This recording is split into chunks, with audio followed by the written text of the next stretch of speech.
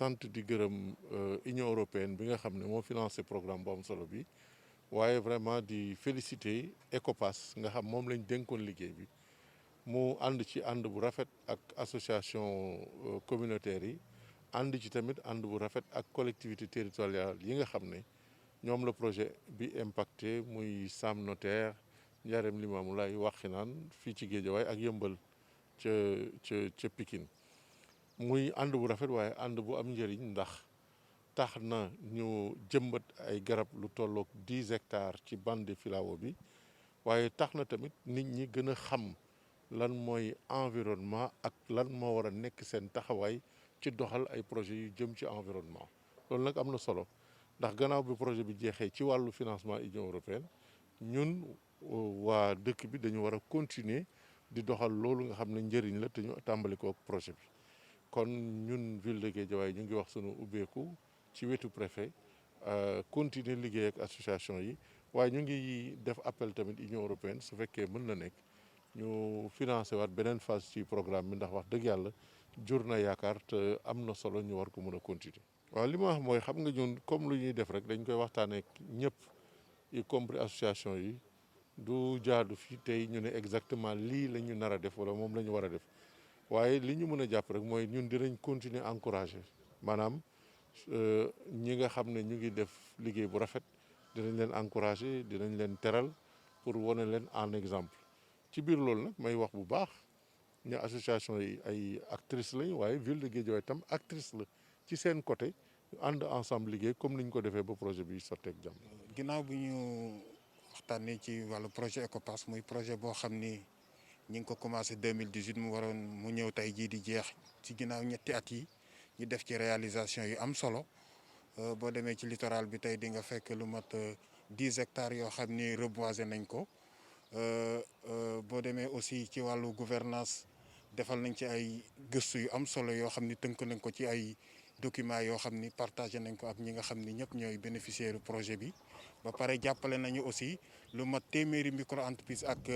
ñaar fukk yoo xam ni ñi ngi liggéey ci wàllu gàncax gi yoo xam ni projet ECOPAS jàppale na leen. donc tey nag ñu egsi ci fu ñuy tëjee liggéey boobu yëpp nga xam ni def nañ ko.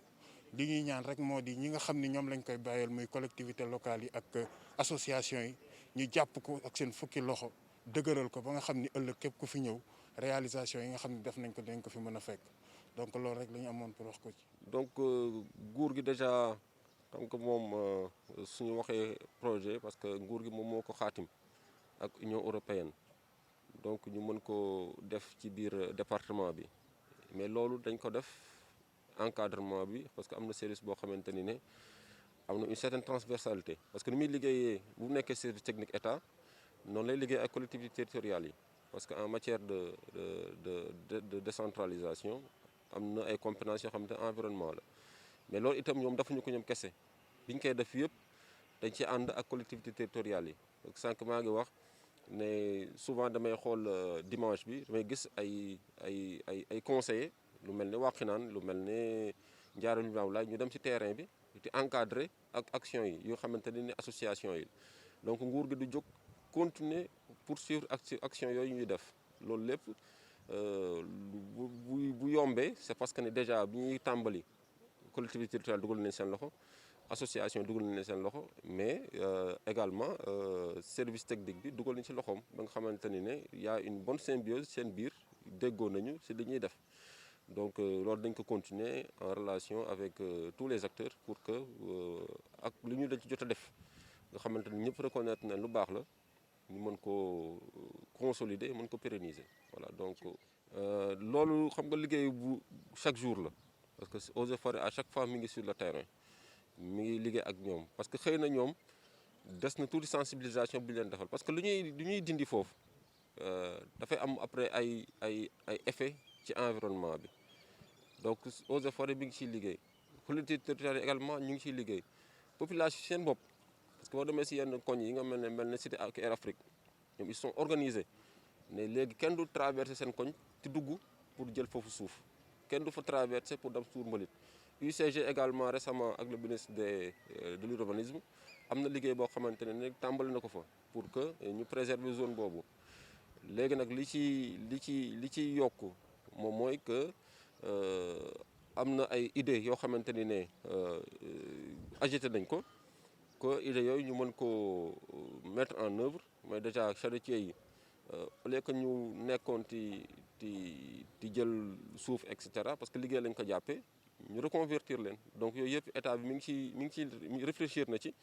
donc mu des la mise en œuvre pour permettre également à ces jeunes là ñu mën a am liggéey boo xamante ne du yàq dara environnement du yàq également cadre de vie population yi donc ñoom ñu ngi ciy liggéey pour que loolu lépp mën a am jaar yoon voilà je vous en prie.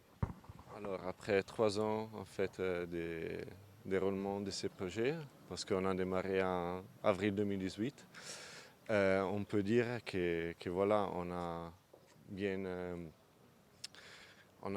bien travaillé, on a voilà, mis en place des actions comme il fallait faire. Et surtout, voilà, si on parle des objectifs spécifiques du projet, c'est-à-dire l'implication citoyenne dans la thématique environnementale à Guédiawaye et Pikine, je pense qu'on a bien réussi. En fait, si on part des résultats et des produits du projet, on a travaillé à 3 niveaux. On a travaillé sur la gouvernance inclusive environnementale et on a produit en fait un atlas ça sera en fait un outil à la prise de décision. On a reboisé en fait cocotiers et des filao pour 10 hectares sur le littoral nord de Dakar et on a accompagné 130 micro-entreprises vertes. Du coup, en générant 200 en fait, nouveaux emplois verts au niveau des 4 communes. Bon, aujourd'hui, déjà, la présence de monsieur le préfet et monsieur le maire atteste que voilà, les autorités sont là, ils nous ont bien suivis pendant tout le déroulement du projet. Et voilà, aujourd'hui, on va signer une convention entre les communes, la ville et aussi les comités de suivi et gestion de la société civile pour que les actions puissent se pérenniser correctement.